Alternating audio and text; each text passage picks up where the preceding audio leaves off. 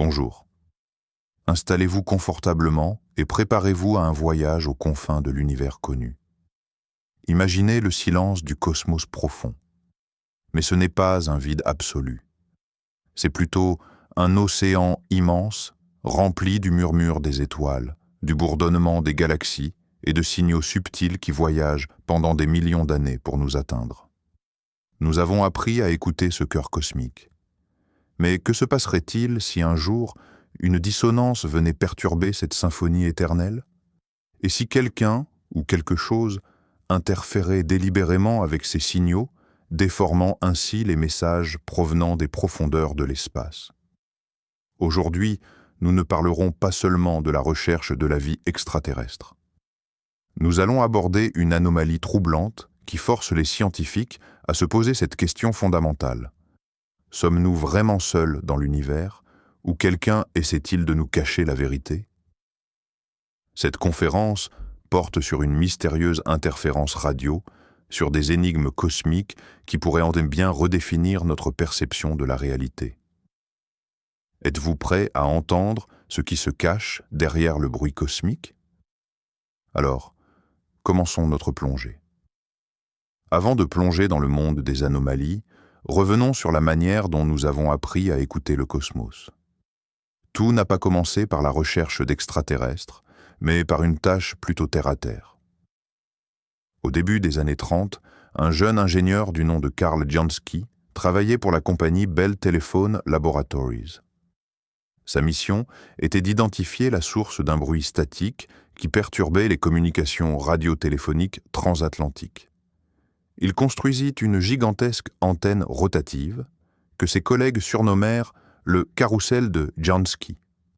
Jour après jour, il écoutait l'éther, cataloguant les différents types d'interférences.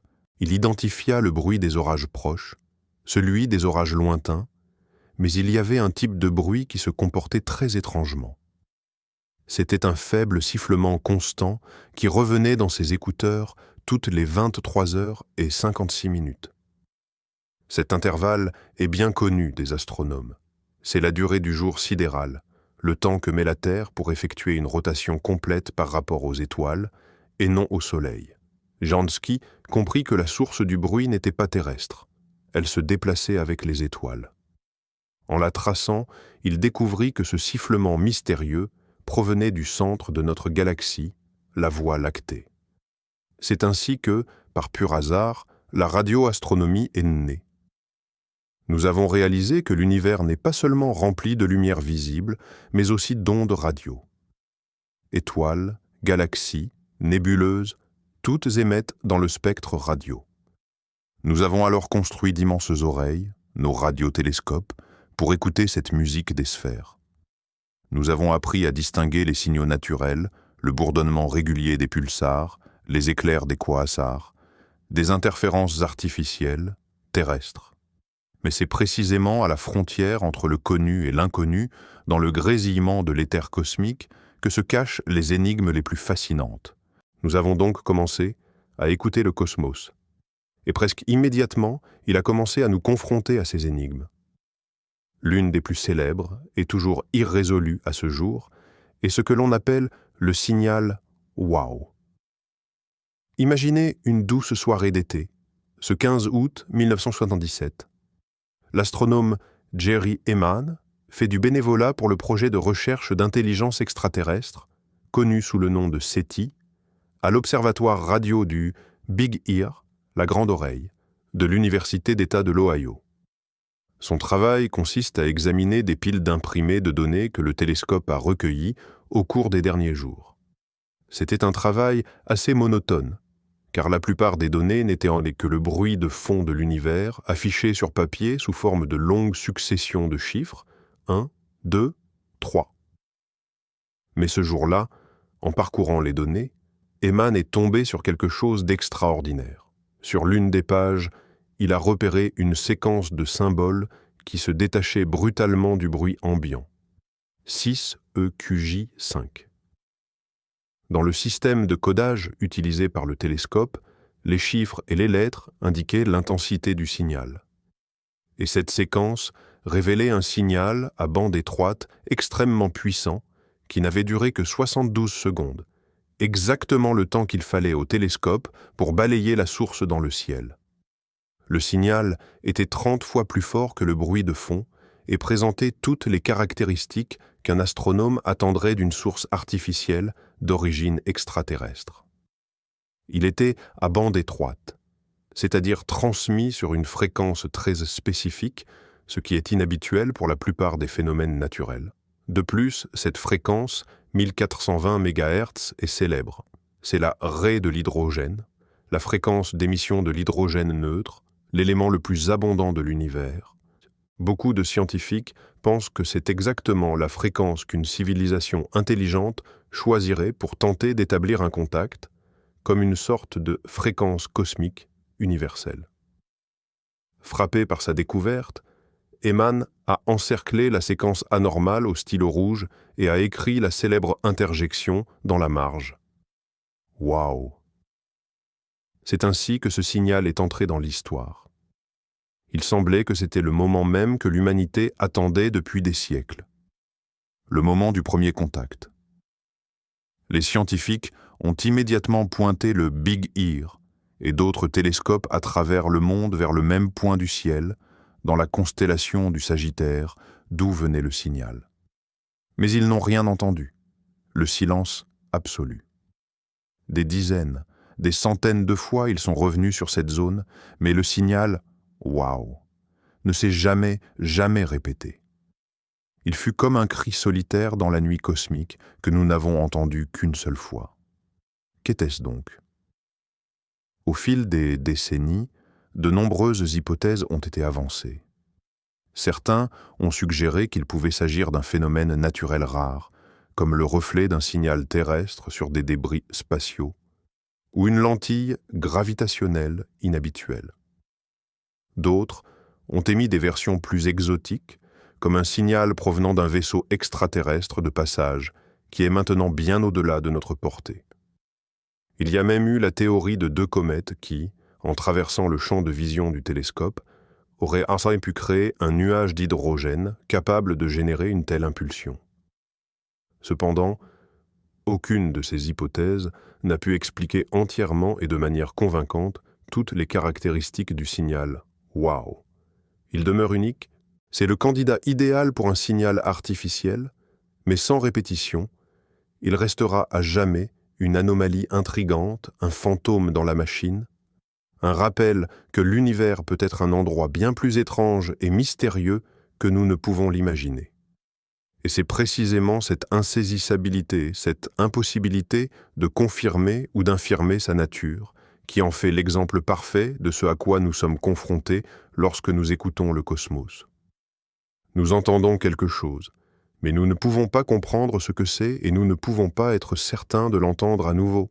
Le mystère du signal « Waouh » a donné une impulsion majeure au développement des programmes de recherche d'intelligence extraterrestre, le fameux SETI. L'idée même que nous puissions chercher délibérément des frères d'esprit n'est pas nouvelle. Mais c'est au cours de la seconde moitié du XXe siècle qu'elle est passée du domaine de la science-fiction à celui de la science concrète.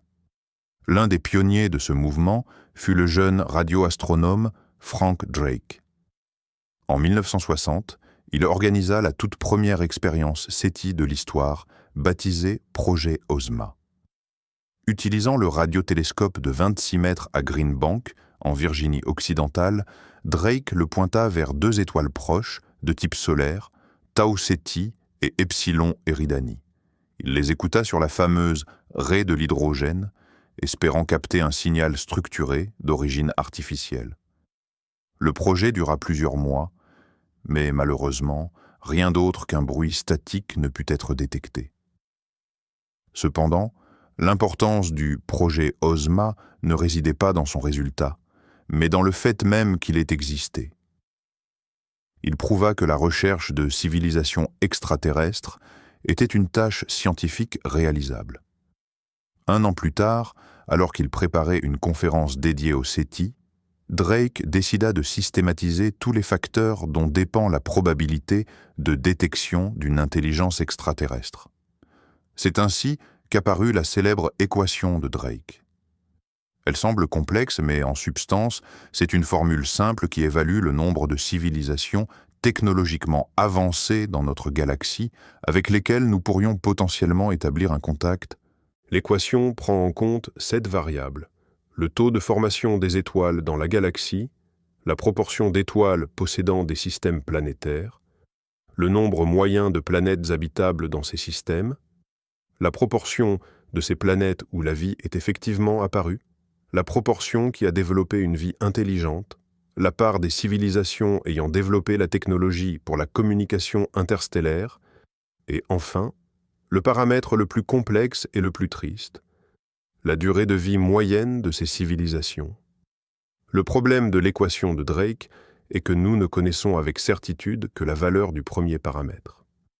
Tous les autres ne sont, pour l'essentiel, que des suppositions basées sur nos connaissances actuelles et très limitées. Selon les valeurs que l'on y insère, le résultat peut varier de 1, c'est-à-dire nous seuls, à des millions de civilisations. Mais l'équation elle-même n'est pas tant un outil de calcul précis qu'une feuille de route philosophique. Elle nous oblige à réfléchir à notre place dans l'univers et aux étapes que la vie doit franchir pour atteindre un niveau technologique avancé. Au-delà de l'écoute passive, l'humanité a également tenté des contacts actifs. L'exemple le plus célèbre est le message d'Arecibo, envoyé en 1974 grâce au radiotélescope géant de Porto Rico. C'était un message graphique, codé en binaire, qui contenait des informations sur notre système décimal, nos principaux éléments chimiques, la structure de l'ADN, la représentation d'un être humain, notre système solaire et l'image du télescope d'Arecibo lui-même. Ce message a été dirigé vers l'amas globulaire d'étoiles M13, situé à 25 000 années-lumière de nous. Cela signifie que s'il y a quelqu'un là-bas, nous ne recevrons une réponse que dans 50 000 ans. Ce fut donc avant tout un geste symbolique, une démonstration de nos capacités technologiques et de notre désir de nous faire connaître. Les programmes SETI se poursuivent aujourd'hui, devenant de plus en plus sophistiqués et massifs. Nous écoutons simultanément des millions de systèmes stellaires, analysons des quantités de données phénoménales grâce à l'intelligence artificielle, mais pour l'instant, c'est le silence. Ce grand silence de l'univers, connu sous le nom de paradoxe de Fermi, s'il y a tant de civilisations, où sont-elles toutes, est l'un des principaux moteurs de notre quête. Et il nous pousse à nous interroger. Peut-être ne cherchons-nous pas la bonne chose, ou pas au bon endroit, ou, ce qui est encore plus intrigant, peut-être que des signaux existent, mais que nous sommes incapables de les reconnaître en raison d'une interférence étrange et que nous ne comprenons pas. L'histoire de la radioastronomie est jalonnée de moments où les scientifiques, pensant toucher à la plus grande découverte de l'humanité, ont fini par dénicher quelque chose de tout à fait différent et pourtant non moins stupéfiant. Le cas le plus marquant, sans doute, s'est produit en 1967 à l'université de Cambridge. Une jeune doctorante, Jocelyn Bell Burnell, travaillait sur les quasars, ces noyaux galactiques extrêmement éloignés et lumineux. Avec son directeur de thèse, Anthony Hewish, elle avait construit un nouveau radiotélescope occupant une superficie équivalente à 57 terrains de tennis. Le travail de Jocelyn consistait à analyser des kilomètres de bandes de papier enregistrées quotidiennement par le traceur. Une tâche minutieuse et répétitive. C'est en examinant une nouvelle série de ces données qu'elle remarqua une anomalie. Au milieu du bruit chaotique habituel, il y avait un signal très court et répétitif, à peine une petite marque, sur la bande. Il était beaucoup trop rapide et régulier pour provenir d'un quasar. Il se manifestait avec une précision stupéfiante, toutes les 1,33 secondes. Au début, l'équipe a cru qu'il s'agissait d'interférences terrestres, un allumage de voiture défectueux ou un équipement électrique mal réglé. Cependant, les vérifications ont montré que la source se déplaçait dans le ciel avec les étoiles.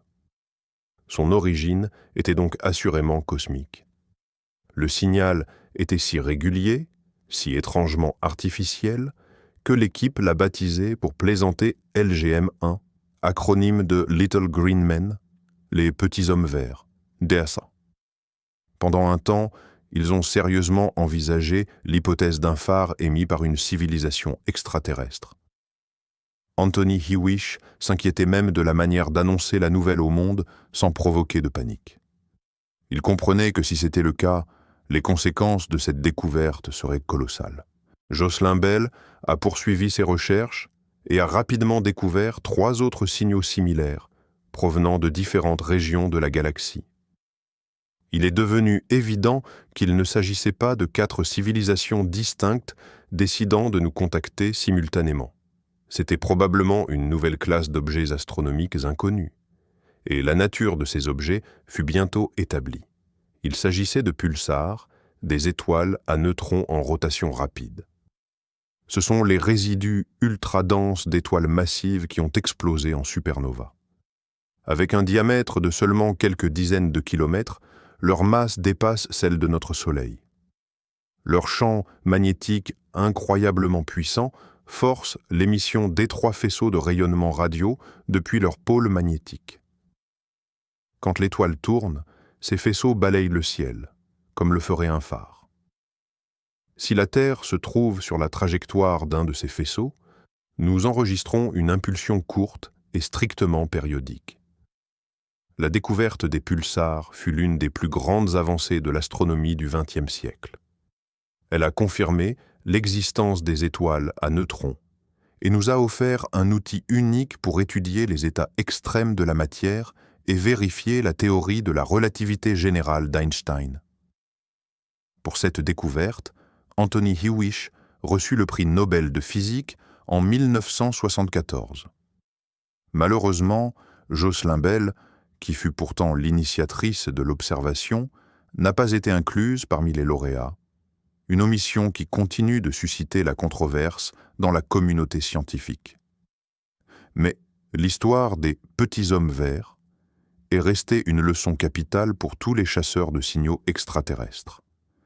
Elle a prouvé que l'univers peut générer des phénomènes qui imitent avec une précision déconcertante ce que nous considérons comme des signatures d'intelligence.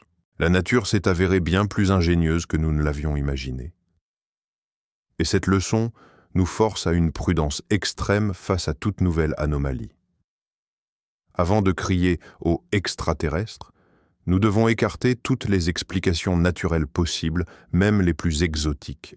Forte de son expérience passée, la radioastronomie moderne se retrouve aujourd'hui face à un mystère qui pourrait bien éclipser à la fois le signal « Wow » et la découverte des pulsars. Ce mystère porte un nom, les sursauts radio rapides, ou SRR, plus couramment appelés FRB, pour Fast Radio Bursts. Leur histoire, comme souvent dans ce domaine, a commencé par un coup de chance. En 2007, l'astronome Duncan Lorimer et son étudiant David Narkevich ont décidé de revérifier des données d'archives collectées en 2001 par le radiotélescope australien de Parkes. Ils cherchaient de nouveaux pulsars, mais sont tombés sur quelque chose de radicalement différent. Il s'agissait d'une impulsion radio unique, extrêmement puissante, qui ne dura que quelques millisecondes, moins d'un clin d'œil. Pourtant, durant cette fraction de seconde, elle a libéré autant d'énergie que notre Soleil n'en émet en plusieurs jours. L'analyse du signal a révélé une autre étrangeté. Il était fortement dispersé. Cela signifie que les ondes de haute fréquence sont arrivées légèrement avant les ondes de basse fréquence. Cet effet se produit lorsque les ondes radio traversent le milieu interstellaire rempli d'électrons libres. Plus la source est lointaine, plus la dispersion est grande.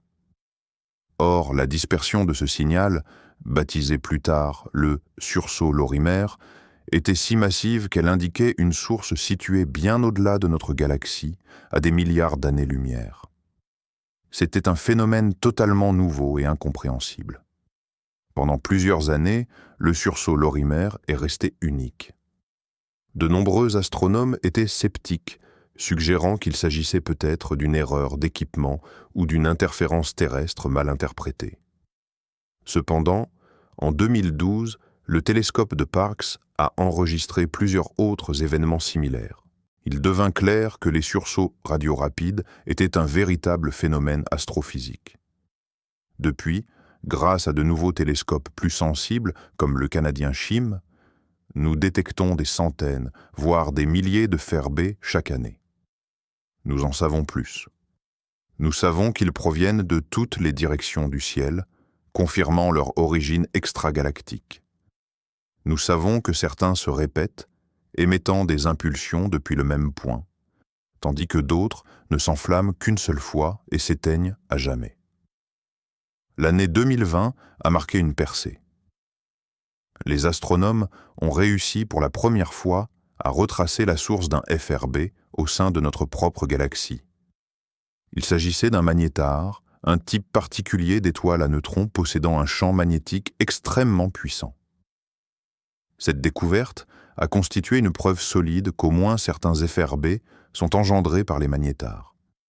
Il est possible que de puissantes éruptions à leur surface, de véritables séismes stellaires, provoquent ces rejets colossaux d'énergie radio. Cependant, le mystère est loin d'être résolu.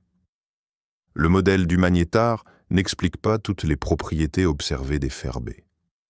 Par exemple, pourquoi certains d'entre eux se répètent-ils avec une stricte périodicité?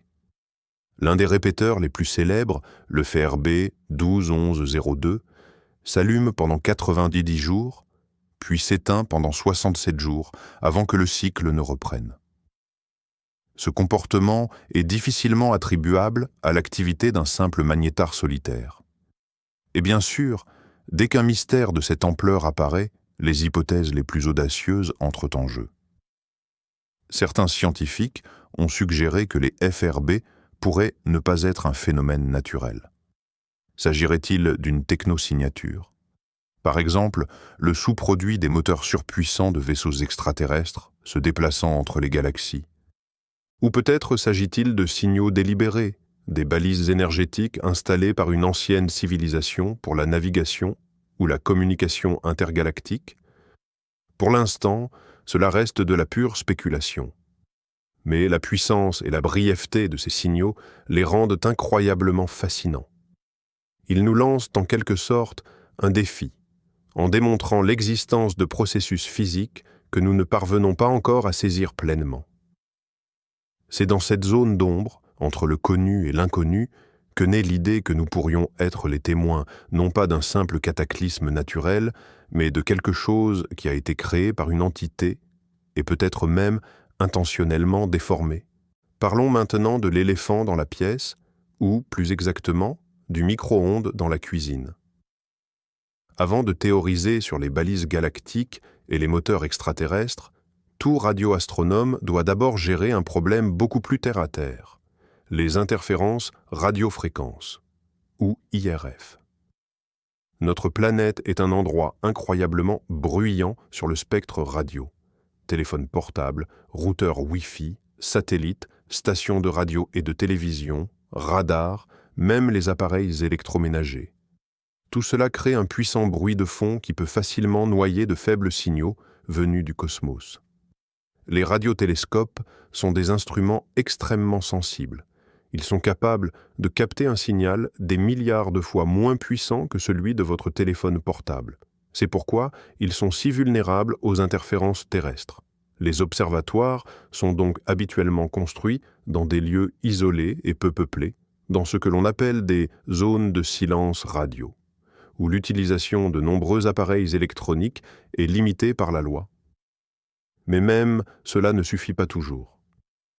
L'histoire de la radioastronomie regorge d'anecdotes curieuses où des phénomènes terrestres ont été confondus avec de mystérieux signaux cosmiques. Cependant, l'histoire la plus édifiante nous vient, encore une fois, de l'observatoire de Parkes, en Australie. À partir de 1998, le télescope a commencé à enregistrer d'étranges signaux radio courts, qu'ils ont baptisés les péritons.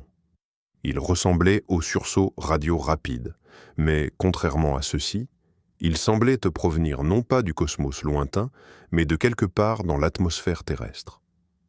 Ils apparaissaient à des moments aléatoires et leur nature est restée un mystère pendant 17 ans. Les scientifiques se sont cassés la tête, élaborant les théories les plus diverses, allant des éclairs dans la haute atmosphère à des phénomènes atmosphériques inconnus. Le mystère des péritons est l'une des raisons pour lesquelles la communauté astronomique a longtemps douté de la réalité des sursauts radio rapides, et s'ils se révélaient, eux aussi, n'être que des interférences locales. La solution est arrivée en 2015, et elle était à la fois drôle et absolument géniale. Une équipe d'astronomes a installé un nouveau récepteur sur le télescope, spécialement conçu pour surveiller les interférences.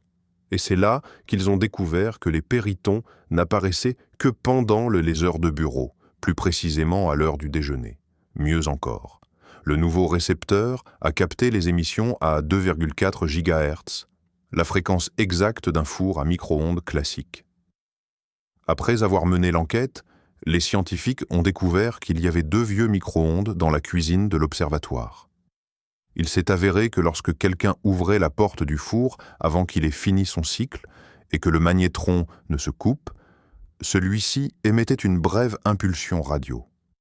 Cette impulsion était captée par le télescope ultra-sensible, TADAM. Les mystérieux péritons n'étaient rien d'autre que des astronomes impatients de réchauffer leur déjeuner. Cette histoire est une parfaite illustration du principe du rasoir d'Occam en science. L'explication la plus simple est souvent la bonne. Elle nous enseigne à quel point il est essentiel d'éliminer toutes les sources terrestres possibles avant de déclarer une découverte cosmique. Les observatoires modernes utilisent des algorithmes complexes et des systèmes de filtrage sophistiqués pour écarter les IRF. Ils comparent les signaux reçus par différents télescopes, recherchent des corrélations avec des satellites connus et analysent le temps d'arrivée du signal. Mais même avec toutes ces précautions, il y a toujours la possibilité qu'un nouveau type d'interférence terrestre, qui nous est encore inconnu, puisse être confondu avec quelque chose de bien plus grand.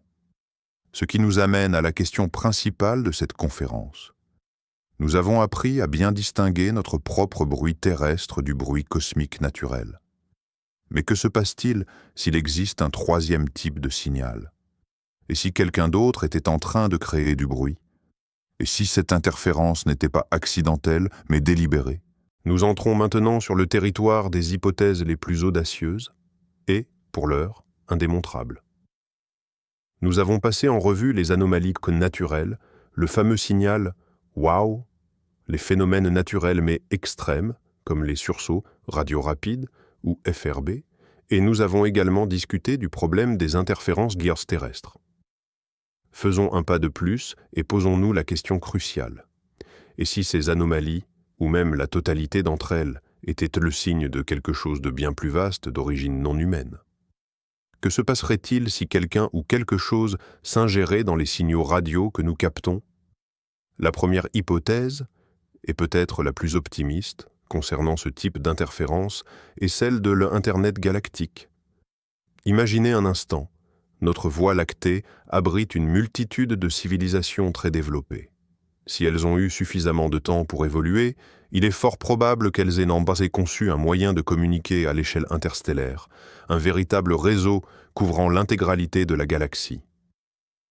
Dans ce modèle, les sursauts radio rapides ne seraient pas de simples catastrophes cosmiques aléatoires, mais des paquets de données circulant au sein de ce réseau. Notre civilisation, jeune et technologiquement immature, intercepte ces paquets par accident, mais est incapable de les déchiffrer. À nos oreilles, ils résonnent comme un bruit sans signification, un peu comme si nous essayions de charger un site web moderne avec un vieux modem des années 90.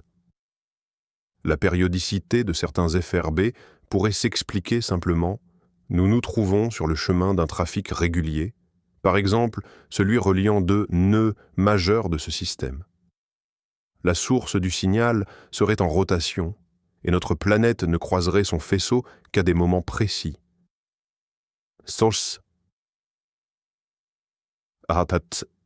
Bien sûr, cette théorie est hautement spéculative, mais elle offre une explication élégante aux nombreuses étrangetés des FRB, leur immense puissance, leur brièveté et leur origine extragalactique.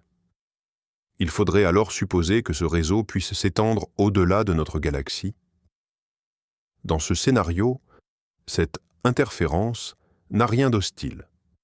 Nous sommes de simples témoins involontaires d'une conversation qui nous est étrangère, à l'image de quelqu'un qui écoute aux portes sans en comprendre la langue. Nous apercevons la lumière des véhicules circulant sur cette autoroute de l'information, mais nous sommes incapables de déchiffrer leurs plaques d'immatriculation. Si cela rend l'univers moins solitaire, cela accentue cruellement notre isolement technologique. Nous ne sommes clairement pas encore assez mûrs pour être invités dans ce club galactique. Nous en sommes aux signaux de fumée pendant que les autres communiquent par fibre optique. Cette hypothèse ouvre également une nouvelle voie pour le programme SETI. Au lieu de traquer des signaux de bienvenue simples et ciblés, nous devrions peut-être nous concentrer sur la recherche de traces de communication complexes et structurées qui ne nous sont pas adressées. C'est un défi beaucoup plus ardu, nécessitant des méthodes d'analyse de données entièrement nouvelles. Nous devons apprendre à isoler un signal doté de sens, même s'il nous est étranger, du simple chaos naturel. Il se pourrait que la clé du mystère se cache déjà dans nos archives de données, sans que nous sachions comment la dénicher. Nous cherchons un simple « bonjour », alors qu'il nous diffuse l'intégralité de guerre et paix dans une langue inconnue. La première explication possible de ces anomalies n'est donc pas une interférence hostile, mais simplement le sous-produit des activités de civilisation qui nous dépassent à un point tel qu'elles ignorent jusqu'à notre existence. Leurs gaz d'échappement sont, pour nous, la plus grande énigme de l'astrophysique. Et c'est sans doute le plus optimiste de tous les scénarios spéculatifs. Penchons-nous maintenant sur une deuxième hypothèse d'intervention, plus complexe et plus intrigante. Et si les signaux que nous recevons n'étaient pas purement artificiels, mais plutôt des phénomènes naturels que l'on aurait modifiés? Imaginez une civilisation tellement avancée qu'elle est capable de manipuler des objets astrophysiques. Pour une telle civilisation, il serait bien plus efficace, d'un point de vue énergétique, de ne pas construire d'émetteurs géants à partir de rien. Il suffirait d'utiliser des sources d'énergie déjà puissantes dans l'univers, comme les pulsars ou les magnétars. Dans ce modèle, un sursaut radio rapide, SRR, pourrait être déclenché par un processus naturel, un tremblement stellaire sur un magnétar par exemple. Mais avant que ce signal ne commence son voyage, il passerait par un dispositif technologique qui le modulerait, y imprimant ainsi une information. C'est le même principe que la modulation d'une onde radio pour transmettre de la musique ou de la parole. L'onde porteuse elle-même est simple, mais l'information qu'elle transporte est extraordinairement complexe. Cette approche présente d'énormes avantages. Premièrement, c'est une économie d'énergie colossale. La civilisation n'a pas besoin de générer la puissance d'un soleil, elle utilise simplement ce qui existe déjà. Deuxièmement, un tel signal serait pour les civilisations moins développées, comme la nôtre, quasi indissociable d'un phénomène naturel. Nous verrions un sursaut puissant, nous identifierions ses caractéristiques physiques, et la majorité des scientifiques conclurait simplement qu'il s'agit d'un magnétar. Seule une analyse extrêmement minutieuse de sa structure fine, de sa polarisation ou des changements à la microseconde pourrait révéler le message caché. C'est la méthode idéale pour une communication furtive ou pour créer une balise qui n'attirerait l'attention que de ceux ayant atteint un certain niveau de développement technologique, capables de lire entre les lignes des phénomènes cosmiques. Cette idée fait également écho au débat au sein de la communauté SETI sur la nature des signaux extraterrestres. Il existe deux grands camps, les partisans des balises et ceux de l'écoute clandestine. Les défenseurs des balises estiment qu'une civilisation avancée, cherchant à se signaler, créerait un message très simple, évident et facilement détectable. Quelque chose comme un « Salut, nous sommes là » cosmique. Ce serait un signal puissant, à bande étroite et potentiellement répétitif, impossible à confondre avec un événement naturel. Le signal « Waouh », s'il s'était répété, aurait été un candidat idéal. D'autre part, les partisans de l'écoute clandestine affirment que nous découvrirons probablement non pas des messages intentionnels, mais des fuites de leur communication interne, de leur système radar ou des sous-produits de leur technologie, tout comme une civilisation extraterrestre pourrait nous détecter grâce aux émissions de nos stations de télévision et de nos radars militaires. L'hypothèse de la modification des signaux naturels propose une troisième voie, un chemin de traverse. Ce pourrait être à la fois une balise et une communication cachée. Une balise masquée sous l'apparence d'un phénomène naturel. Pour la trouver, il ne suffit pas d'écouter, il faut savoir quoi chercher et où le chercher. C'est comme découvrir un message secret écrit à l'encre invisible sur une page de livre ordinaire. Vous ne le verrez pas sans éclairer la page avec une lampe à ultraviolet. Dans notre cas, la lampe UV représente de nouvelles méthodes d'analyse de données et une compréhension approfondie de l'astrophysique. Si cette hypothèse est correcte, nous recevons peut-être des messages depuis des décennies sans même nous en rendre compte. Ils sont noyés dans le flux de données parce que nous les prenons pour du simple bruit cosmique. Cela signifie que la réponse à la question fondamentale de l'humanité est peut-être déjà entre nos mains, mais que nous n'avons pas encore appris à la décoder. C'est une pensée à la fois exaltante et légèrement décourageante. Nous abordons maintenant le scénario le plus troublant, le plus sombre. Et si l'interférence dans les signaux cosmiques n'était pas un simple effet secondaire d'une activité extraterrestre, ni même un phare amical caché? Et si cette interférence était délibérée, hostile, ou du moins motivée par la peur? C'est ici que nous pénétrons sur le territoire de l'hypothèse de la forêt sombre, popularisée par l'écrivain de science-fiction chinois Liu Cixin, bien qu'elle ait été débattue dans les cercles scientifiques auparavant. Cette hypothèse offre une réponse terrifiante au paradoxe de Fermi. Pourquoi n'avons-nous pas détecté d'autres civilisations? La réponse est que l'univers est une forêt obscure. Dans cette forêt, chaque civilisation est un chasseur surarmé qui se glisse entre les arbres, s'efforçant de ne faire aucun bruit. Pourquoi ce silence? Parce qu'il y a d'autres chasseurs dans la forêt. Si vous découvrez une autre forme de vie, vous ne pouvez pas être certain de ses intentions. Sera-t-elle amicale, hostile? Impossible de le savoir. Tout contact représente un risque colossal. Si l'autre civilisation vous surpasse technologiquement, vous devenez soit une menace potentielle à éliminer préventivement, soit une simple ressource à exploiter. Dans un contexte où les distances interstellaires rendent la communication et la compréhension mutuelle quasiment impossibles, la stratégie de survie la plus sûre est le silence absolu et la destruction de toute autre vie que vous découvrez, avant qu'elle ne vous découvre et vous détruise. Dans cette optique, découvrir est synonyme de détruire. Voilà pourquoi tout le monde se tait. Quiconque révèle sa position sera immédiatement anéanti par le chasseur le plus proche et le plus développé. Dans ce contexte, toute émission vers l'espace, tout message comme le message d'Arecibo, est un acte de pure folie, une sentence de mort qui nous parvient à la vitesse de la lumière. Si l'hypothèse de la forêt sombre est correcte, cela change totalement notre perception des anomalies radio. L'interférence avec les signaux peut avoir deux objectifs. Le premier est le camouflage. Une civilisation avancée peut intentionnellement brouiller ou masquer sa propre technosignature, la faisant ressembler à du bruit de fond naturel afin de ne pas attirer l'attention. Elle pourrait utiliser des technologies sophistiquées pour que sa planète et son système stellaire apparaissent comme parfaitement inertes et sans intérêt dans le spectre radio. Le second objectif, encore plus sinistre, est la suppression active des autres.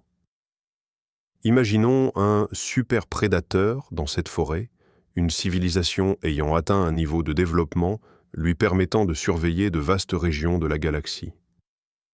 Si elle détecte la naissance d'une jeune civilisation technologique qui commence à faire du bruit dans les ondes radio, comme nous le faisons depuis 100 ans, elle pourrait choisir de ne pas la détruire physiquement, mais simplement d'étouffer ses signaux. Dans quel but? Peut-être pour la réserver en tant que future ressource, ou simplement par principe pour maintenir le silence radio absolu dans son secteur de la galaxie. Dans ce scénario, les sursauts radio rapides, ou FRB, pourraient être, par exemple, les tirs d'un sniper visant à aveugler ou à désinformer les observateurs. Les signaux anormaux que nous ne parvenons pas à expliquer pourraient être les échos de cette guerre secrète ou l'activité d'une police cosmique veillant au respect de cette loi du silence. Cette hypothèse est assurément la plus pessimiste. Elle dépeint un univers qui n'est pas simplement vide, mais rempli de peur et de menaces latentes. Elle transforme notre noble quête de contact en un jeu mortel. Et elle nous oblige à reconsidérer le grand silence du cosmos. Ce n'est peut-être pas le silence du vide. C'est peut-être le silence haletant de ceux qui connaissent les règles du jeu et craignent de les enfreindre. Après avoir exploré la perspective plutôt sombre de la forêt sombre, revenons à des concepts plus scientifiques et moins spéculatifs. Attention, cela ne signifie pas qu'ils sont dépourvus d'une certaine part d'étrangeté. L'une de ces idées suggère que nous pourrions être témoins de l'activité non pas de civilisations comme la nôtre, mais de celles dites de type 2A, 2, ou même de type 3, selon l'échelle de Kardashev. Pour rappel, cette échelle, proposée en 1964 par l'astrophysicien soviétique Nikolai Kardashev, classe les civilisations en fonction de la quantité d'énergie qu'elles sont capables de consommer et d'utiliser. Une civilisation de type WAM est une civilisation planétaire, capable d'utiliser l'intégralité de l'énergie disponible sur sa planète d'origine. Nous, d'ailleurs, nous n'avons même pas encore atteint ce niveau, étant estimé à environ 0,73 sur cette échelle. Une civilisation de type 2 est une civilisation stellaire, qui maîtrise et utilise toute l'énergie de son étoile hôte. L'exemple classique d'une telle technologie est la sphère de Dyson, une mégastructure hypothétique qui encercle complètement l'étoile pour capter tout son rayonnement. Enfin, une civilisation de type 3 est une civilisation galactique, capable de contrôler l'énergie à l'échelle de sa galaxie tout entière. L'activité de ces méga-civilisations devrait être repérable sur d'énormes distances, mais pas nécessairement sous la forme de simples messages radio. Leurs technosignatures seraient bien plus massives et singulières. Par exemple, une sphère de Dyson construite autour d'une étoile la rendrait invisible dans le spectre optique. Cependant, elle deviendrait une puissante source de rayonnement infrarouge, en substance la chaleur que la mégastructure dissipe dans l'espace. C'est pourquoi l'une des méthodes pour détecter de telles civilisations consiste à rechercher des étoiles présentant un excès infrarouge anormal. Et de tels candidats existent. Le plus célèbre étant l'étoile de Tabi, aussi connue sous le nom de KISS, 8 462 882, LKIC, Vitkarsi de papier, 82, qui présente des baisses de luminosité étranges et apériodiques, difficiles à expliquer par des causes naturelles. Mais quel est le lien avec les signaux radio et l'idée d'une interférence? Une civilisation de type 2 ou 3, opérant avec des énergies à l'échelle des étoiles et des galaxies, pourrait créer des effets secondaires que nous percevrions comme des signaux radio anormaux. Imaginez des processus de géo-ingénierie stellaire, modifier les caractéristiques d'une étoile, déplacer des systèmes stellaires ou même provoquer des explosions de supernovas pour obtenir des éléments spécifiques. Les processus énergétiques associés à de telles activités seraient absolument colossaux. Ils pourraient générer des sursauts de rayonnement dans toutes les gammes, y compris les ondes radio. Pour nous, ces sursauts ressembleraient à des événements incompréhensibles, ultra puissants, peut-être répétitifs, que nous tenterions d'expliquer par des modèles astrophysiques connus, des magnétars, des collisions d'étoiles à neutrons et ainsi de suite. En réalité, il pourrait simplement s'agir du bruit industriel d'une civilisation galactique. Dans ce scénario, l'interférence n'est, une fois de plus, pas dirigée vers nous. Nous sommes comme des fourmis vivant au pied d'un gratte-ciel en construction. Nous entendons le vacarme, sentons les vibrations du sol, voyons les flashs de soudure. Mais nous sommes incapables de comprendre que cela fait partie d'un processus de construction cohérent. Pour nous, ce ne sont que des cataclysmes aléatoires et effrayants. Cette hypothèse explique pourquoi nous ne recevons pas de simples signaux de salutation. Une civilisation capable de bâtir des sphères de Dyson a probablement opté depuis longtemps pour des méthodes de communication bien plus sophistiquées, impliquant peut-être des ondes gravitationnelles ou même des phénomènes que notre physique n'a pas encore découverts. Les communications radio seraient pour eux l'équivalent de la peinture rupestre pour nous. Par conséquent, ils ne cherchent pas à nous contacter de cette manière primitive. Tout ce que nous captons, ce ne sont que les faibles échos de leur activité grandiose. La recherche de ces technosignatures est l'une des directions les plus prometteuses du SETI moderne. Elle nous force à élargir notre imagination et à chercher non seulement de petits hommes verts, mais aussi les traces d'ingénieurs galactiques qui modifient la face de l'univers sans nous accorder la moindre attention. Une autre hypothèse pour expliquer les anomalies des signaux radio nous plonge dans un domaine de physique et de cosmologie encore plus fondamental. Elle concerne ce que les scientifiques appellent les cordes cosmiques.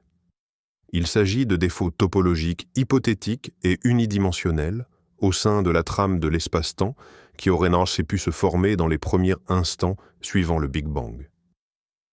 Imaginez que vous faites geler de l'eau dans un bac. À mesure que la glace se forme, des cristaux se développent à partir de différents points. Là où ces cristaux se rejoignent, des défauts, des fissures peuvent apparaître. Selon la théorie, les cordes cosmiques sont des structures similaires, mais à l'échelle de l'univers entier. Ce sont des reliques des transitions de phase de l'univers primitif. Si elles existent, ces cordes devraient être incroyablement minces, peut-être plus fines qu'un proton, tout en possédant une masse et une tension absolument colossales. Elles s'étendraient sur des distances gigantesques, traversant potentiellement tout l'univers observable. Elles devraient se déplacer dans l'espace à des vitesses proches de celles de la lumière et pourraient former des boucles fermées. Pourquoi sont-elles si intéressantes pour notre sujet ?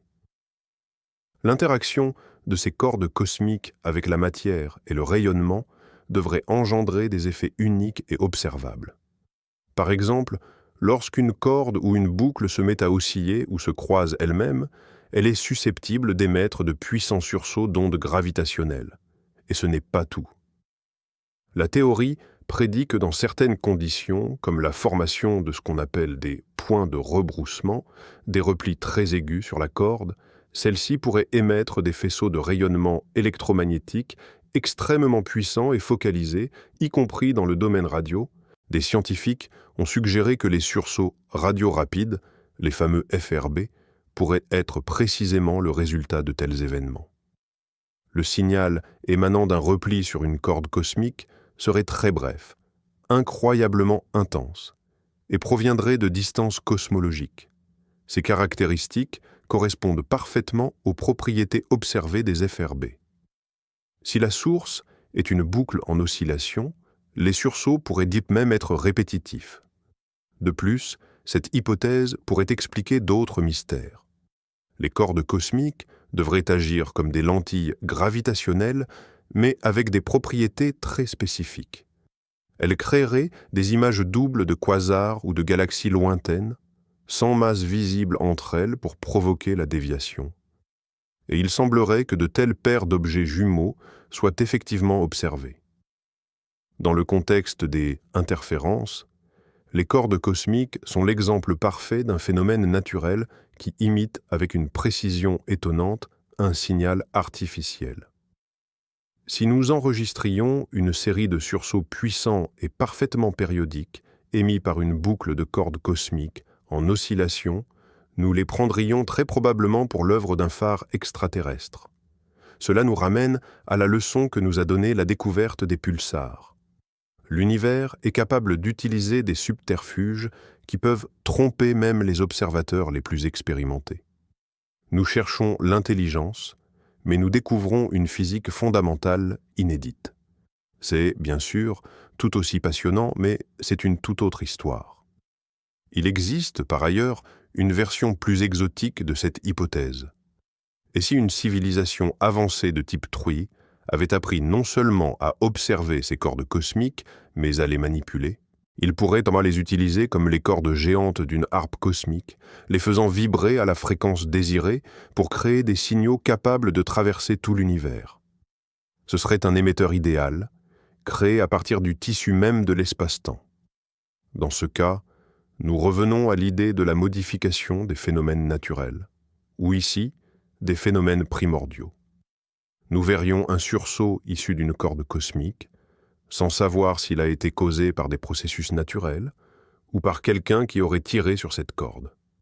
Pour l'instant, l'existence des cordes cosmiques reste une prédiction purement théorique, sans confirmation observationnelle fiable. Mais les recherches continuent, et si elles étaient découvertes, cela constituerait non seulement une révolution en physique, mais ajouterait aussi un rebondissement totalement inattendu à notre histoire de signaux mystérieux venus des profondeurs du cosmos. Laissons de côté la physique exotique un instant et revenons à l'essentiel, les signaux eux-mêmes. Quelles caractéristiques un signal doit-il posséder pour que nous puissions affirmer avec certitude « Oui, c'est artificiel ».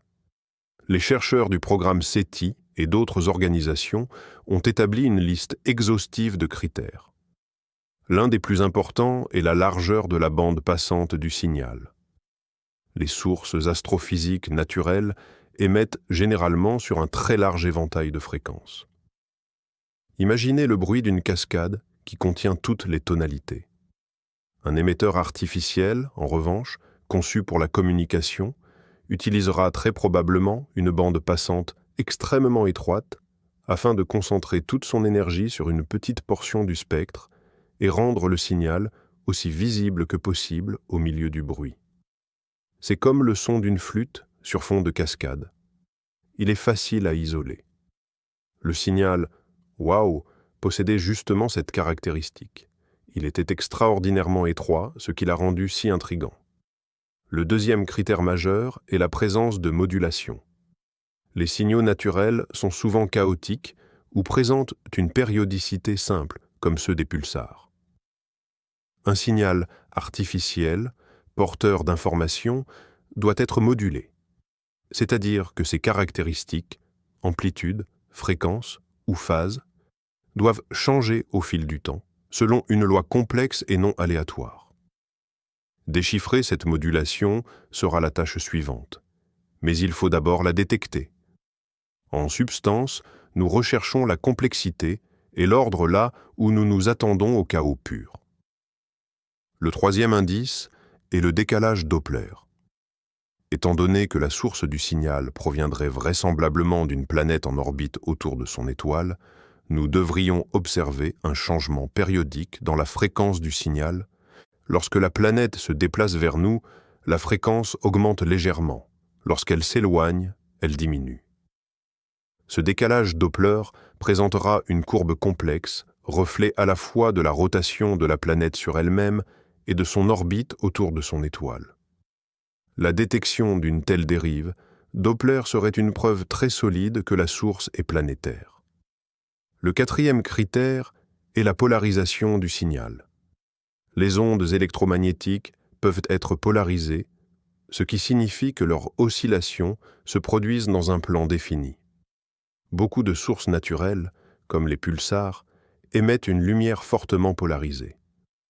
Mais un signal artificiel pourrait présenter un type de polarisation très spécifique et complexe, par exemple une polarisation circulaire qui est rarement observée à l'état pur dans la nature. Fort de ces critères, revenons à notre question principale.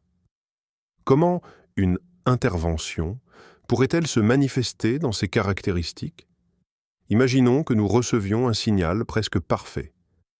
Il est à bande étroite, il possède une modulation complexe, mais il y a quelque chose d'étrange. Par exemple, son décalage Doppler ne correspond au mouvement d'aucune planète connue, ou sa polarisation change de façon chaotique, comme si quelqu'un essayait de le brouiller. Ou, ce qui est encore plus révélateur, nous recevons deux signaux simultanément du même point. L'un ressemble à une source naturelle typique, un pulsar par exemple, et le second est un signal faible, complexe et modulé, superposé au premier. Cela pourrait indiquer directement l'hypothèse de la modification des sources naturelles dont nous parlions. Quelqu'un utiliserait le pulsar comme onde porteuse pour sa transmission. Ou inversement, nous détectons un signal artificiel parfait, mais celui-ci disparaît périodiquement. Pas une simple extinction, mais plutôt un blocage ou un brouillage actif. Cela pourrait être un signe de l'activité d'un superprédateur cherchant à masquer le signal, conformément à l'hypothèse de la forêt noire. La recherche de ces anomalies subtiles et de ces incohérences est à la pointe de la recherche SETI moderne. Les scientifiques ne cherchent plus seulement un signal. Ils recherchent un signal dans le signal, un signal qui essaie de ne pas être un signal, ou un signal que quelqu'un essaie d'empêcher d'être détecté. Pour cela, on utilise de puissants superordinateurs et des algorithmes d'apprentissage automatique capables de passer au crible des pétaoctets de données à la recherche de ces étrangetés à peine perceptibles. Nous ne faisons plus simplement de l'écoute spatiale, c'est de la véritable criminalistique cosmique, où nous tentons de reconstituer le tableau des événements à partir des moindres indices pour comprendre qui est l'auteur du message et qui en est le mystérieux éditeur. Examinons un autre aspect du problème, souvent négligé. Nous parlons constamment de signaux radio. Mais pourquoi la radio, précisément? Simplement parce que les ondes radio traversent facilement la poussière et les gaz interstellaires qui, eux, absorbent la lumière visible. De plus, leur génération ne nécessite pas de technologie hyper exotique. Nous avons nous-mêmes maîtrisé la communication radio il y a plus d'un siècle. Il est donc logique de supposer que d'autres civilisations commenceraient de la même manière. Mais que se passe-t-il si une civilisation très avancée a abandonné la radio au profit de méthodes de communication plus sophistiquées? C'est ce qu'on appelle l'hypothèse de la technologie obsolète. Peut-être cherchons-nous au mauvais endroit et de la mauvaise manière, car nous nous basons sur notre propre expérience. C'est comme essayer de détecter une civilisation moderne en cherchant dans le ciel la fumée des feux de bois. C'était autrefois le principal moyen de communication à longue distance, mais c'est désormais désespérément dépassé. Quelles alternatives à la radio pourrait-on envisager? La première qui vient à l'esprit, c'est l'optique, c'est-à-dire les lasers. Un faisceau laser peut être très précisément focalisé et dirigé vers un système stellaire spécifique. Un tel signal serait très économe en énergie et difficile à intercepter, à moins que vous ne soyez directement sur sa trajectoire. Il existe d'ailleurs déjà des programmes SETI optiques. Ils recherchent des éclairs lumineux très courts et monochromatiques provenant d'étoiles, qui pourraient être des impulsions laser. Pour l'instant, c'est resté sans résultat, mais les recherches se poursuivent. La deuxième alternative, plus exotique, concerne les neutrinos. Ces particules élémentaires n'interagissent pratiquement pas avec la matière et peuvent traverser une étoile entière sans s'en apercevoir. Cela en fait un vecteur d'information idéal, impossible à bloquer. Le problème est que les neutrinos sont tout aussi difficiles à détecter. Nous disposons de détecteurs souterrains gigantesques, mais ceux-ci peinent à capter les neutrinos provenant de notre propre Soleil. Détecter un faisceau ciblé de neutrinos émis par une civilisation extraterrestre est une tâche à la limite de nos capacités actuelles. La troisième possibilité, ce sont les ondes gravitationnelles, c'est-à-dire les oscillations du tissu même de l'espace-temps. avec la découverte des observatoires d'ondes gravitationnelles comme LIGO et Virgo, nous avons un moyen totalement nouveau d'étudier l'univers. Une civilisation avancée pourrait avoir appris à générer et à moduler ces ondes, créant un canal de communication accessible à l'univers entier. Mais quel est le lien avec notre sujet d'interférence dans les signaux radio?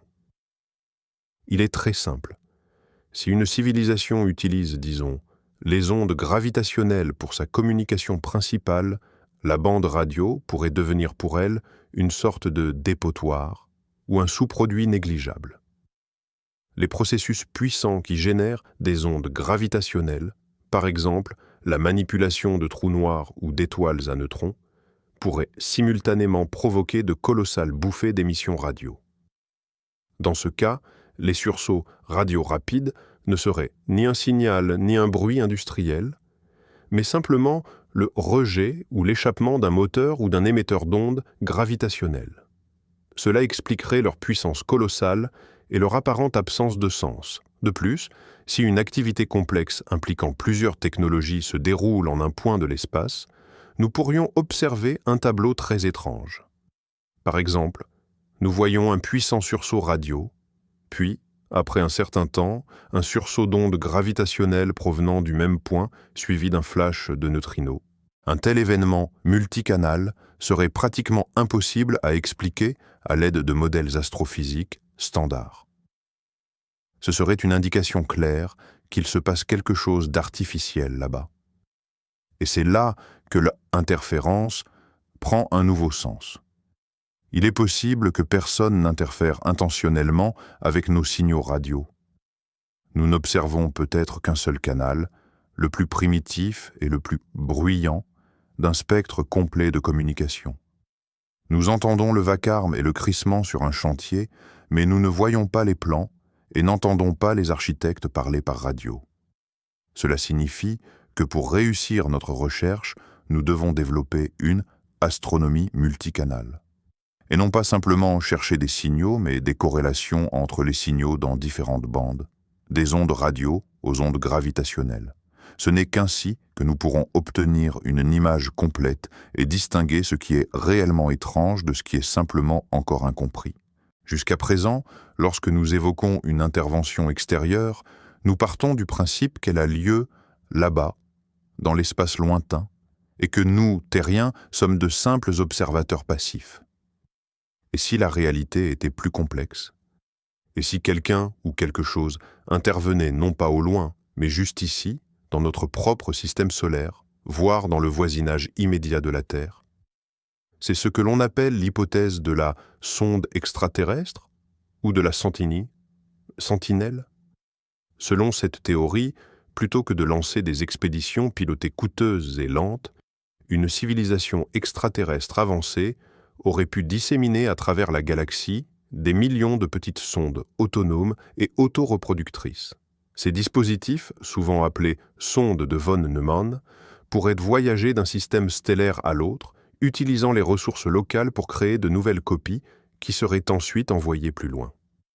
Ainsi, en quelques millions d'années, un laps de temps négligeable à l'échelle galactique, la quasi-totalité de la galaxie pourrait être explorée. Si une telle civilisation existe, il est tout à fait plausible qu'une ou plusieurs de ces sondes aient atteint notre système solaire depuis longtemps, et qu'elles soient aujourd'hui en mode observation. Elles pourraient se cacher dans la ceinture d'astéroïdes, sur l'une des lunes des géantes gazeuses, ou même en orbite autour de la Terre. Leur mission, surveiller le développement de la vie et de la technologie sur notre planète et potentiellement envoyer des rapports à la maison. Une telle sonde s'efforcerait de passer inaperçue. Cependant, son activité pourrait générer des effets secondaires que nous pourrions capter. Par exemple, pour communiquer avec sa base ou d'autres sondes, elle utiliserait forcément un émetteur.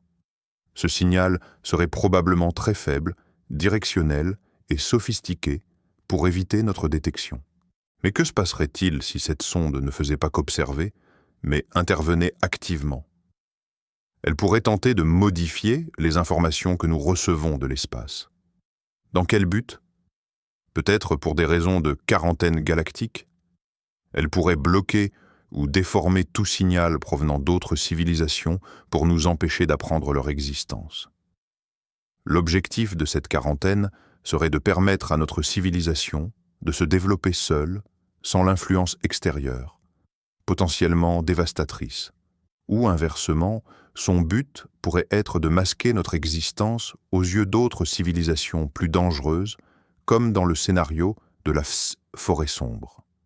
La sonde Sentinelle agirait alors comme un parent protecteur, mais strict, nous isolant des dangers du vaste monde.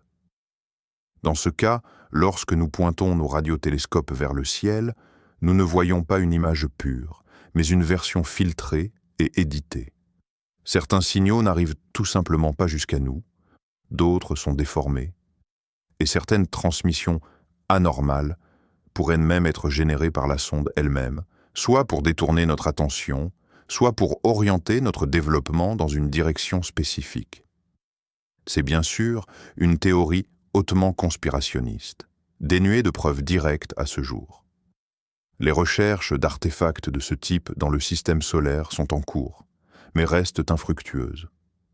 Cependant, cette hypothèse nous oblige à remettre en question une supposition fondamentale de toute la radioastronomie. Nous partons du principe que l'espace entre nous et les étoiles lointaines est vide et transparent.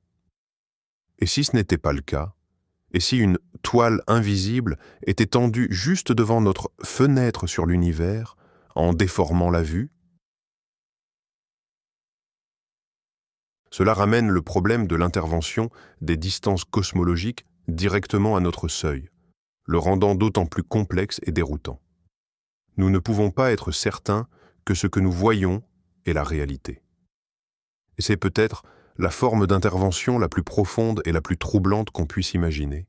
Revenons à des choses plus concrètes et parlons des données réelles et observables. Ces dernières années, grâce à l'émergence de télescopes ultra-sensibles de nouvelle génération, nous avons commencé à collecter un volume d'informations sans précédent sur le radio-univers. Et ces informations nous lancent de nouveaux défis, de nouvelles énigmes, qui correspondent parfaitement à notre discussion sur l'idée d'une intervention. L'une des découvertes les plus fascinantes est celle des fameux cercles radio étranges, ou ORC, pour Odd Radio Circles. Ce sont des structures annulaires gigantesques et presque parfaites dans le spectre radio, dont le diamètre peut atteindre le million d'années-lumière. Elles ne sont visibles qu'en ondes radio et n'ont pas d'équivalent évident dans les gammes optiques, infrarouges ou rayons X. À ce jour, seuls quelques-uns de ces objets ont été détectés et leur nature reste un mystère total. Les théories existantes vont des ondes de choc issues de la fusion de trous noirs supermassifs aux conséquences de processus exotiques dans le milieu intergalactique. Mais aucune de ces théories ne parvient encore à expliquer leur forme géométrique parfaite ni l'absence d'objet central visible qui aurait pu les engendrer. Évidemment, des hypothèses plus audacieuses émergent immédiatement. Pourrait-il s'agir d'un artefact de méga-ingénierie? Par exemple, la trace d'un portail géant ou l'effet secondaire d'un moteur utilisant une physique exotique? La géométrie idéale de ces objets suggère une origine artificielle, même si, comme nous l'avons appris avec l'histoire des pulsars, la nature aussi aime la géométrie. Une autre énigme est celle des fameux sursauts radio-rapides répétitifs à longue périodicité. Nous en avons déjà mentionné un, mais plusieurs sont désormais connus. Ils affichent des cycles d'activité et de silence qui durent des centaines de jours. Un tel comportement est très difficile à expliquer par un objet unique, tel qu'un magnétar. L'un des modèles suppose que la source de ces sursauts se trouve dans un système binaire, par exemple, en couple avec une étoile massive ou un trou noir. La périodicité serait alors liée au mouvement orbital. Le signal ne nous parviendrait que lorsque la source sort de derrière son compagnon ou traverse une région spécifique de l'espace. Mais que se passe-t-il si cette périodicité n'est pas liée à un mouvement orbital? Et si c'était un planning de fonctionnement artificiel? Il pourrait s'agir, par exemple, d'un phare qui s'allume selon un horaire précis pour économiser l'énergie, ou bien d'un système de défense planétaire qui balaye périodiquement le ciel avec de puissantes impulsions radar. Et ici, l'idée d'intervention refait surface. Si c'est un radar, il n'est peut-être pas dirigé vers nous. Nous ne faisons qu'intercepter accidentellement son faisceau. Mais son activité pourrait générer des interférences ou des distorsions pour d'autres signaux plus faibles qui traversent cette région de l'espace. Nous pourrions observer un quasar lointain scintiller périodiquement ou modifier ses caractéristiques, parce que sa lumière traverse le puissant faisceau d'un radar extraterrestre. La détection d'une telle corrélation, un sursaut radio périodique et la distorsion simultanée de sources de fond, constituerait une preuve pratiquement irréfutable de l'existence de technologies extraterrestres. De telles observations n'existent pas encore, mais c'est l'une des directions que suivent activement les chercheurs aujourd'hui. Ils ne se contentent plus de cataloguer des anomalies. Ils recherchent des liens entre elles, tentent de trouver une cause commune à des phénomènes apparemment sans rapport. Ils essaient de comprendre si tous ces étranges cercles radio, ces sursauts périodiques et ces signaux solitaires sont des énigmes distinctes, ou si tout cela fait partie d'un gigantesque puzzle, encore incompréhensible, qui dépeint l'activité d'une intelligence si différente de la nôtre que nous ne pouvons même pas imaginer ses motivations ou ses objectifs. Abordons un autre aspect lié à la psychologie et à la philosophie de notre quête. C'est ce qu'on appelle le principe anthropique, ou plus simplement notre tendance innée à chercher ce qui nous ressemble. Lorsque nous recherchons une intelligence non terrestre, nous cherchons inconsciemment notre propre reflet. Nous recherchons des signaux à base de carbone provenant de planètes similaires à la Terre, en orbite autour d'étoiles semblables au Soleil. Nous cherchons des messages fondés sur la physique et les mathématiques telles que nous les concevons. En bref, nous cherchons des petits hommes, même s'ils sont verts. Mais si l'intelligence dans l'univers pouvait prendre des formes radicalement différentes, et s'il existait une conscience à base de silicium, prospérant sur des mondes incandescents, une intelligence gazeuse flottant dans l'atmosphère des géantes, ou même une conscience plasmatique nichée au cœur des couronnes stellaires? Et si nous allions encore plus loin, que se passerait-il si l'intelligence n'était pas liée à la matière telle que nous la connaissons? Par exemple, une conscience sous forme d'un réseau computationnel complexe utilisant les effets quantiques dans le gaz interstellaire, ou une conscience collective s'étendant sur tout un amas stellaire? Les technosignatures de ces civilisations seraient radicalement différentes de tout ce que nous cherchons. Elles n'enverraient pas de simples messages radio. Leur communication et leur activité pourraient être intégrées à la structure même des phénomènes astrophysiques. Imaginez une conscience collective de nébuleuse qui modulerait son rayonnement, créant des motifs fractales complexes dans le spectre radio que nous prendrions pour de la turbulence naturelle, ou une civilisation vivant à l'intérieur d'une étoile qui altérerait ses pulsations pour y chiffrer de l'information, et nous l'observerions simplement comme une étrange étoile variable. Dans ce contexte, le intervention n'est pas quelqu'un qui parasite les signaux. C'est quelqu'un qui est le signal. Leur pensée, leur vie, leur culture, tout cela se manifesterait comme des anomalies dans les processus physiques que nous observons. Nous essayons de séparer le signal du bruit, mais en réalité, le signal est le bruit. Nous cherchons une aiguille dans une botte de foin, alors que la botte de foin, entière, est l'aiguille. Cela bouleverse complètement notre approche du programme SETI. Au lieu de filtrer les données et de rejeter tout ce qui ressemble à du bruit cosmique naturel, nous devrions peut-être nous plonger dans ce bruit, y chercher une complexité cachée, des schémas non aléatoires, des signes d'organisation qui dépassent le cadre de notre physique actuelle. C'est une tâche incroyablement ardue. C'est comme essayer de discerner une conversation cohérente dans le murmure de la pluie ou le rugissement du vent. Notre cerveau n'est pas calibré pour cela. Mais l'intelligence artificielle pourrait nous venir en aide. Des réseaux neuronaux, entraînés sur des quantités massives de données astronomiques, pourraient apprendre à déceler ces corrélations subtiles et non linéaires qui échappent à l'œil humain. Peut-être qu'un jour, une IA analysera le spectre d'un quasar et nous rendra son verdict. Probabilité de modulation artificielle, 99%. Et c'est là que nous réaliserons que nous regardions notre interlocuteur depuis toujours, sans le reconnaître, car nous nous attendions à voir un visage, alors que nous regardions une tempête. Cette hypothèse d'une intelligence non humaine offre également une nouvelle explication au grand silence. Peut-être que l'univers n'est pas silencieux. Peut-être qu'il crie en des milliers de langues différentes, mais nous sommes sourds à toutes, sauf à la nôtre.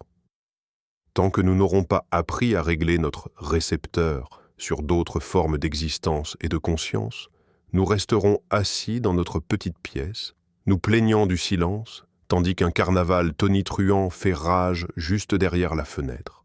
Après avoir passé en revue une multitude de théories, des plus rigoureusement scientifiques aux plus franchement fantaisistes, nous arrivons inéluctablement à cette question centrale.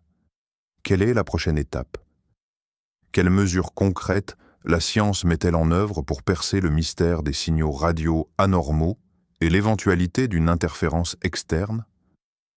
L'avenir de la radioastronomie et du programme SETI repose sur plusieurs axes majeurs. Le premier, c'est la construction de télescopes encore plus grands et plus sensibles.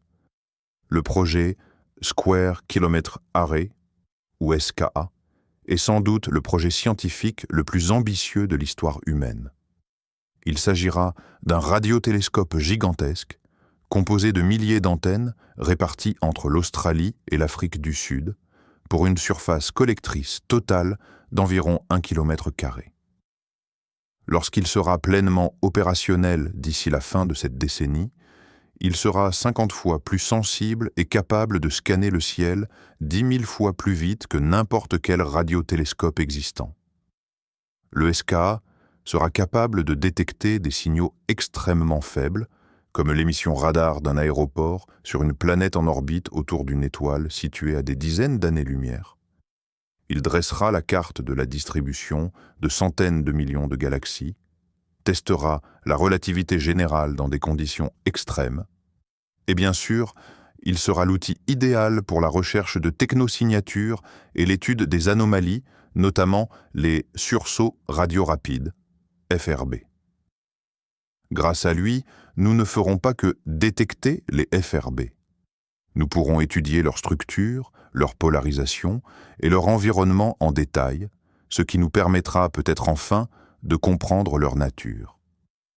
Le deuxième axe majeur, c'est le développement de l'intelligence artificielle et des méthodes d'apprentissage automatique pour l'analyse des données. Les volumes d'informations générés par les télescopes modernes sont si colossaux qu'il est physiquement impossible pour l'être humain de les traiter intégralement. Les algorithmes d'IA peuvent filtrer ce flux de données en temps réel, identifiant des anomalies et des signaux potentiels qui seront ensuite vérifiés par des chercheurs. Mieux encore, l'IA peut être entraînée à rechercher non seulement ce que nous attendons de trouver, mais aussi des inconnus inconnus, c'est-à-dire des signaux qui n'entrent dans aucune catégorie existante. C'est peut-être la clé pour détecter ces formes d'intelligence non humaine dont nous parlions. Le troisième axe est celui des observations coordonnées et multicanaux.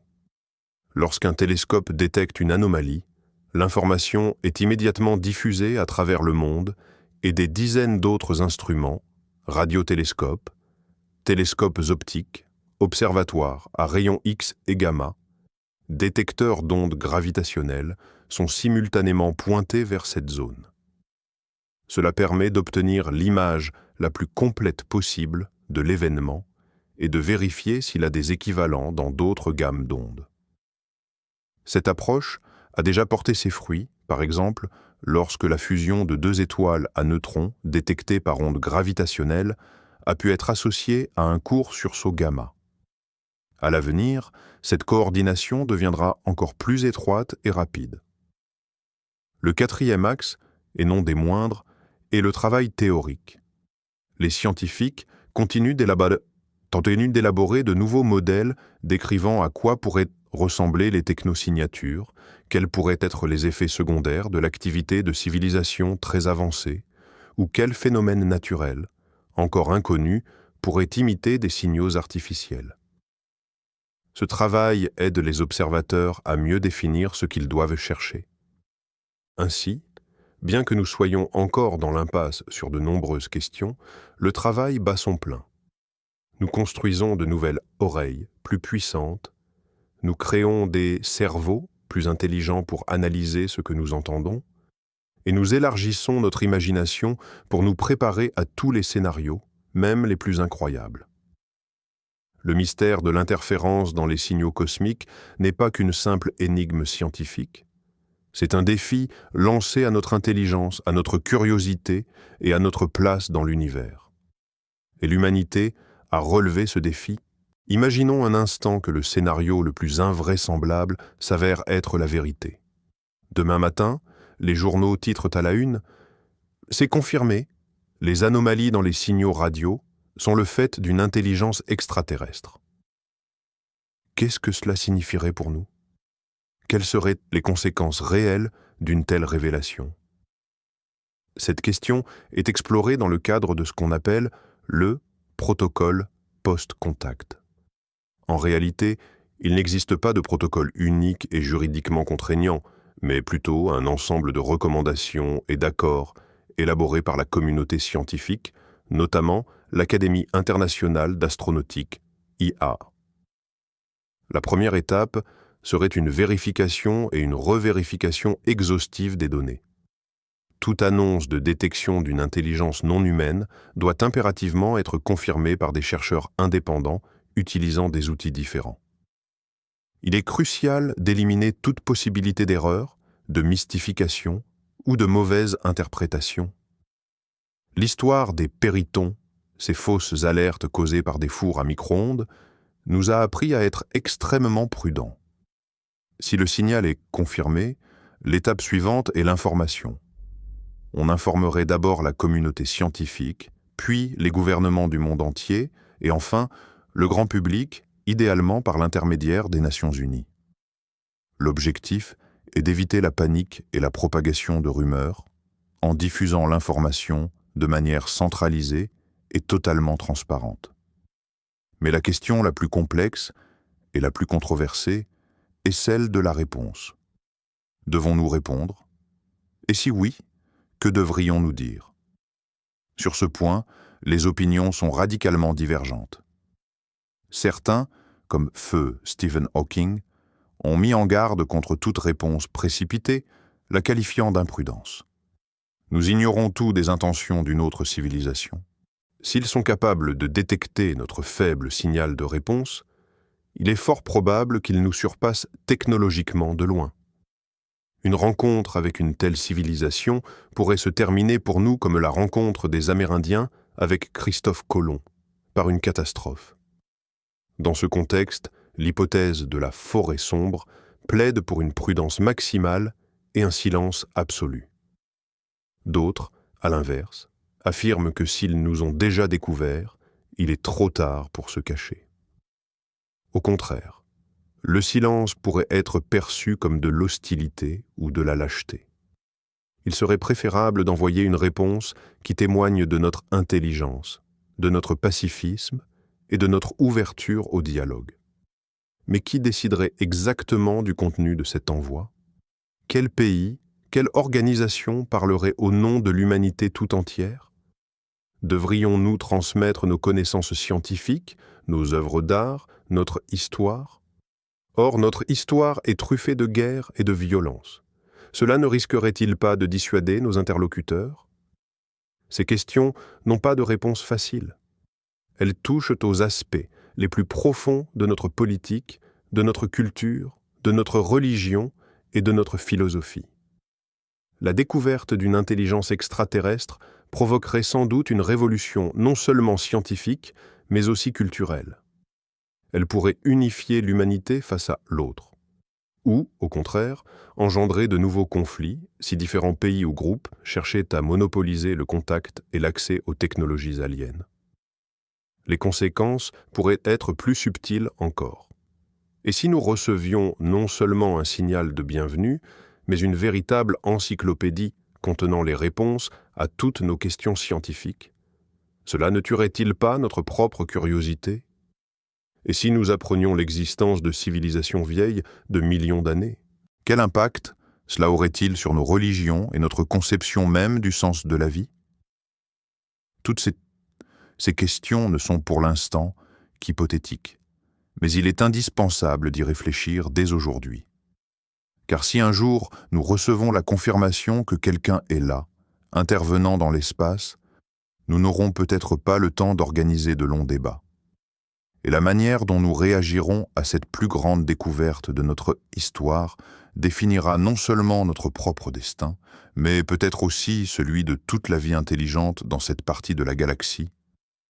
Nous avons beaucoup parlé de la manière dont nous cherchons eux. Mais si nous inversions la perspective, comment eux pourraient-ils nous chercher? Et quelles traces laissons-nous dans l'univers qui pourraient nous trahir? Notre planète émet un bruit constant dans le spectre radio depuis près d'un siècle. Les premières transmissions radio puissantes, comme la diffusion des Jeux olympiques de 1936 à Berlin, ont déjà quitté notre système solaire et voyagent dans l'espace interstellaire. Elles sont actuellement à environ 90 années-lumière de nous. Cela signifie qu'il existe une sphère de 90 années-lumière de rayon autour de la Terre, à l'intérieur de laquelle toute civilisation suffisamment avancée aurait pu capter nos anciennes émissions radio et télévisées. Cette sphère s'élargit constamment à la vitesse de la lumière. Elle contient des milliers de systèmes stellaires. Il est donc possible que quelqu'un écoute déjà nos vieux sitcoms et les bulletins d'information de l'époque de la guerre froide. Cependant, nos signaux domestiques sont très faibles et s'estompent rapidement avec la distance. Nos radars militaires sont, eux, beaucoup plus visibles, en particulier les systèmes d'alerte précoce antimissiles. Ils émettent des impulsions très puissantes et directionnelles, détectables à des distances bien plus grandes. Pour un observateur extérieur, la Terre pourrait apparaître comme une source de rayonnement radio faible, mais constamment pulsé. Mais ce n'est pas notre seule trace. Avec l'essor de l'astronomie, nous avons appris à étudier les atmosphères des exoplanètes. Lorsque la planète passe devant son étoile, son atmosphère absorbe une partie de la lumière stellaire, et le spectre de cette absorption nous permet de juger de sa composition chimique. Nous y cherchons des traces d'oxygène, de méthane, de vapeur d'eau, ce qu'on appelle des biosignatures, qui pourraient indiquer la présence de vie. Or, une autre civilisation pourrait tout aussi bien étudier l'atmosphère de notre Terre. Et elle ne verra pas seulement des biosignatures, elle verra des technosignatures. Par exemple, la présence de chlorofluorocarbures, CFC, dans notre atmosphère, des composés artificiels que nous utilisons dans les réfrigérateurs et les aérosols. Ces gaz n'existent pas à l'état naturel, et leur détection serait une preuve directe de l'existence d'une civilisation industrielle. Ainsi, nous nous trahissons non seulement parce que nous émettons, mais aussi parce que nous respirons. Revenons maintenant à l'idée d'une intervention. Si quelqu'un nous observe, il suit notre développement. Il voit comment nous sommes passés des premières transmissions radio à l'étude des atmosphères d'exoplanètes. Il pourrait alors décider que nous approchons d'un certain seuil technologique, après lequel nous deviendrions nous-mêmes visibles dans la galaxie et peut-être même dangereux. Cela pourrait servir de déclencheur à une intervention. Il pourrait essayer de brouiller nos signaux pour nous empêcher d'être remarqués par d'autres, ou au contraire, nous envoyer un signal d'avertissement masqué en phénomène naturel pour ralentir notre développement ou l'orienter dans une direction plus sûre. Par exemple, un signal mystérieux que nous ne parvenons pas à décoder pourrait ne pas être un message, mais un virus, un paquet de données complexes qui, une fois téléchargées dans nos réseaux informatiques, pourrait les paralyser. Cela sonne comme de la science-fiction, mais c'est l'une des raisons pour lesquelles les protocoles SETI exigent une extrême prudence lors du traitement de tout signal potentiellement extraterrestre. Ainsi, notre propre évolution, notre propre bruit, pourrait être la cause des anomalies que nous observons. Nous sommes comme un adolescent qui commence à écouter de la musique très fort et les voisins se mettent à frapper au mur. Nous ne comprenons pas ce que signifie ce bruit, mais c'est une réaction directe à nos actions. Cela rend le problème encore plus complexe. Nous ne sommes pas de simples observateurs passifs. Nous sommes des participants actifs à ce dialogue cosmique, même si nous n'en avons pas conscience. Et chaque nouvelle percée technologique, chaque nouvel émetteur puissant que nous allumons, pourrait modifier l'image que nous percevons et provoquer une réaction que nous sommes pour l'instant incapables de prédire. Tandis que notre voyage touche à sa fin, examinons une dernière fois le paradoxe fondamental au cœur de toute cette histoire. Le paradoxe de Fermi.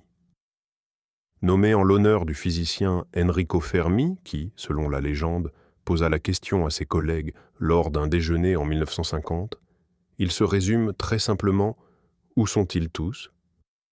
Notre galaxie, la Voie lactée, abrite, selon les estimations, entre 200 et 400 milliards d'étoiles. Beaucoup sont plus anciennes que notre Soleil. Et nous savons désormais qu'un grand nombre d'entre elles possèdent des planètes. Même en supposant que les conditions d'apparition de la vie et du développement de l'intelligence soient extrêmement rares, de tels chiffres impliquent qu'il devrait exister dans la galaxie des milliers, voire des millions de civilisations technologiquement avancées. Certaines auraient dû émerger des milliards d'années avant nous. En ce laps de temps, même avec des vitesses de voyage interstellaires très faibles, elles auraient pu coloniser toute la galaxie. Nous devrions voir des traces de leur activité partout. Mégastructures stellaires, signaux artificiels, ou des sondes dans notre propre système solaire. Pourtant, nous ne voyons rien. Le cosmos semble vide, stérile et silencieux. C'est ça le paradoxe. Il existe de nombreuses solutions proposées à ce paradoxe, et nous en avons abordé plusieurs aujourd'hui. Systématisons-les. Le premier groupe de solutions s'intitule « Il n'existe pas ». Peut-être sommes-nous vraiment seuls. Il se peut que l'apparition de la vie soit un événement tellement improbable qu'il ne se soit produit qu'une seule fois dans l'univers, ici, sur Terre. C'est ce qu'on appelle l'hypothèse de la Terre rare. Ou peut-être que la vie apparaît souvent, mais que la transition vers une civilisation intelligente et technologique est presque impossible. Le deuxième groupe de solutions est « Ils existent, mais nous ne les voyons pas ». Ce groupe rassemble de nombreuses hypothèses. Ils sont trop éloignés. Ils utilisent des technologies que nous ne pouvons pas détecter. Ils ne sont pas intéressés à nous contacter. Ils nous observent en respectant une forme de quarantaine galactique. Ou alors, ils ont tous disparu à cause d'un grand filtre, un événement qui anéantit les civilisations avant qu'elles n'aient le temps de se répandre dans la galaxie, comme une guerre nucléaire, une catastrophe écologique ou une pandémie par exemple. Ou encore, comme nous l'avons évoqué, ils se cachent délibérément parce que l'univers est une forêt sombre. Le troisième groupe de solutions, le plus fascinant pour notre sujet, est « Ils sont ici ». Ils sont déjà arrivés dans notre système solaire, mais nous ne les remarquons pas. C'est l'hypothèse des sondes de surveillance. Ou bien, ils sont tellement différents de nous que nous sommes incapables de les identifier comme une forme de vie. Ils pourraient même être tissés dans la trame même de l'espace. Et c'est là que l'idée d'une intervention devient centrale. Le grand silence n'est peut-être pas l'état naturel de l'univers. Il est peut-être artificiel. Quelqu'un ou quelque chose crée délibérément cette illusion de vide. C'est la solution la plus radicale au paradoxe de Fermi. Si nous ne voyons personne, ce n'est pas qu'il n'y a personne, mais qu'on nous empêche de les voir. L'univers n'est pas silencieux. On le bâillonne. Et ces anomalies, ces signaux étranges que nous captons parfois, ne sont pas des messages. Ce pourraient être des cris d'aide, ou des ratés du système de suppression, ou des échos de la lutte menée par ceux qui tentent de briser ce blocus informationnel. Cette pensée est à la fois terrifiante et porteuse d'espoir. Elle signifie que nous ne sommes pas seuls dans notre prison, mais elle signifie aussi que nous sommes pris au piège d'un jeu gigantesque et incompréhensible dont nous ignorons les règles. Notre prochaine étape sera d'essayer de comprendre qui a établi ces règles et dans quel but. En perçant le mystère des signaux radio anormaux, nous pourrions trouver la réponse non seulement à la question « Sommes-nous seuls dans l'univers ?», mais aussi à une question beaucoup plus importante. Sommes-nous libres ? Nous avons parcouru un chemin incroyable. Des premières découvertes fortuites de Karl Jansky jusqu'à la traque systématique de signaux au moyen de radiotélescopes gigantesques. D'une simple question, y a-t-il quelqu'un là-haut, intéressant, à des théories complexes sur l'Internet galactique, la forêt sombre, et même une interférence avec la trame même de notre réalité. Nous avons vu comment un signal d'apparence anodine, le fameux signal « Wow », peut passionner les scientifiques pendant des décennies. Comment la découverte des pulsars nous a enseigné que la nature est peut-être la plus habile des mystificatrices. Et comment les énigmes contemporaines, comme les sursauts radio rapides, nous obligent à revoir les fondements mêmes de l'astrophysique. La principale conclusion que nous pouvons tirer est à la fois simple et profonde. L'univers n'est pas silencieux. Il est rempli de sons, de signaux, de chuchotements et de cris. La plupart d'entre eux sont des processus naturels. La rotation d'étoiles à neutrons, la fusion de trous noirs, l'écho du Big Bang. Mais d'autres voix pourraient bien se cacher au milieu de ce chœur cosmique. L'idée que quelqu'un interfère avec cette diffusion cosmique n'est plus l'apanage des auteurs de science-fiction. Elle devient une hypothèse de travail sérieuse qui permet d'envisager sous un nouvel angle les anomalies que nous observons. Cette interférence est-elle le sous-produit d'activités de supercivilisation qui nous ignorent simplement ? S'agit-il de messages codés, déguisés en phénomènes naturels ? Ou peut-être est-ce un silence sinistre, imposé par la peur ? Et les rares sursauts sont-ils des failles dans un système de contrôle total ? Nous n'avons pas la réponse. Mais la quête elle-même nous transforme. Elle nous pousse à construire des outils incroyables, à développer l'intelligence artificielle, à sonder les recoins les plus lointains de l'espace et du temps. Elle nous oblige à collaborer, unissant les efforts des scientifiques du monde entier. En fin de compte, la recherche d'une intelligence extraterrestre est la recherche de nous-mêmes, de notre place dans ce cosmos immense, mystérieux et infiniment surprenant. Merci d'avoir passé ce moment avec moi, à réfléchir sur l'un des plus grands mystères de l'humanité. N'oubliez pas de vous abonner à la chaîne pour ne manquer aucun de nos prochains voyages dans le monde de la science et du mystère. Laissez un like si ce sujet vous a fait réfléchir. Et maintenant, j'aimerais vous poser une question sans bonne réponse. Imaginez que vous êtes cet astronome qui reçoit la preuve irréfutable que quelqu'un interfère avec les signaux, que ce n'est pas un phénomène naturel. Que ressentiriez-vous à cet instant ? La joie de la découverte ou une terreur glaciale ? Partagez vos réflexions dans les commentaires. Bonne nuit